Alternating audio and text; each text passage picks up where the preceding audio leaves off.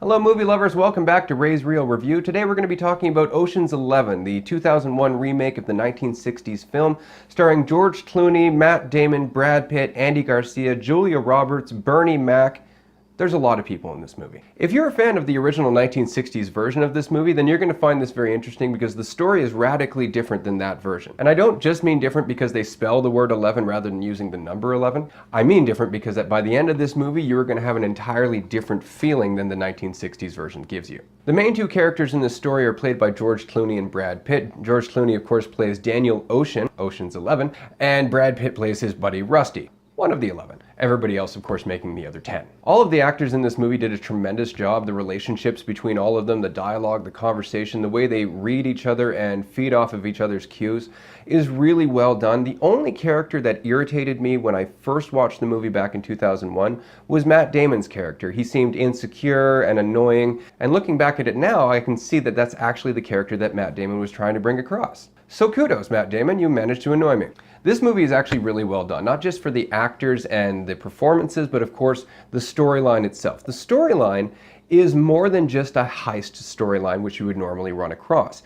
This storyline contains so many interwoven cons being pulled off by so many different characters for so many different reasons that it actually becomes very difficult to figure out what their ultimate plan is. They drop multiple hints in this movie. Of course, none of it makes sense until you get to the end when finally you're looking at the air freshener that you saw earlier and that air freshener actually ties it all together. For more on the air freshener, please watch the movie. The characters that really stood out for me in this movie had to be, of course, George Clooney and Brad Pitt. Their characters worked together really, really well, and the dynamic between them actually seemed really natural. So that was impressive. The other actor in this movie who's really notable is Andy Garcia. Now, he plays the owner of the casinos which are going to be robbed, and he does such a good job of playing such a cold, calculating, and disconnected character that you really find yourself hating the guy by the end of the movie.